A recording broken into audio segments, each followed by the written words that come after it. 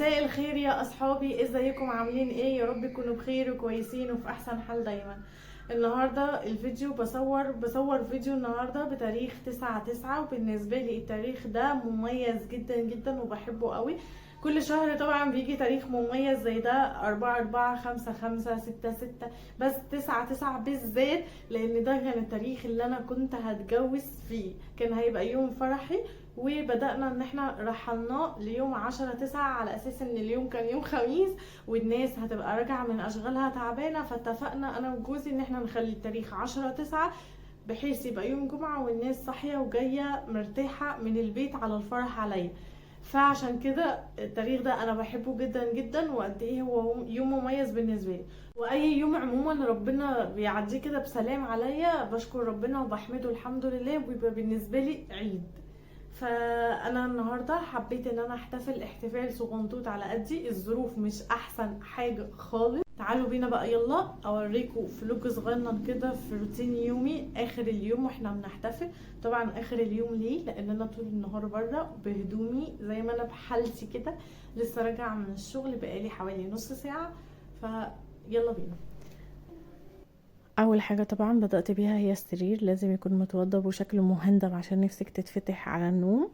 بعد كده حاولت ان انا انضف البوتاجاز، قبلها بيوم كنت منضفه العيون غسليها والحوامل، عملت الخلطه دي بيكربونات وصابون وشويه خل عشان يخلي البوتاجاز يلمع، وبدات ان انا ادعك بيه كده البوتاجاز.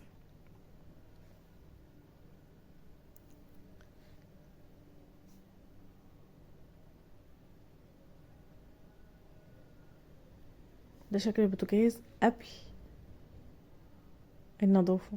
بصوا بقى الجمال والشياكه واللمعه، بصوا عامل ازاي. ده بعد ما دعكته بالخلطة وحرفيا خلى البوتاجاز كله بينور.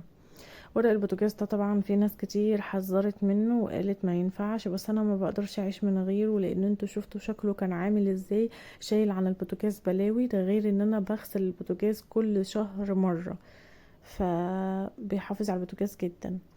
بعد كده بدأت بقى ان انا اعمل الاكل، تبلت البانيه وعملت المكرونة، وكان عندي شوية صلصة. ده خلطة البانيه لازم تحطوه الاول في الدقيق وبعد كده البيض وبعد كده بقسماط ناعم عشان يطلع معاكم كده ليه قشرة كده وهش، وزي ما انتوا شايفينه منفوخ. ويستحسن انكم تحطوا وهو بعد ما تحطوه في الدقيق شوية تحطوه في الفريزر.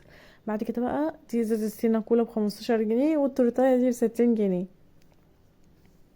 يعني مش شايفة ان التكلفة جامدة قوي، حاجة على قدي، وفي نفس الوقت احتفلنا مع بعض وانبسطنا وقضينا وقت جميل وخلاص يعني.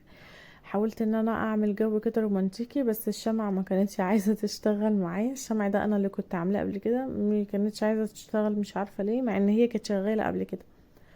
وحاولت ان انا يعني إيه نستمتع كده بالساعة او الساعتين اللي قبل النوم. حاولت اصور لكم شكل التورتة دي ب60 جنيه التورتة دي. وكده ندودة كده رايحة تنام خلاص، يومها خلص، وشكرا ليكم.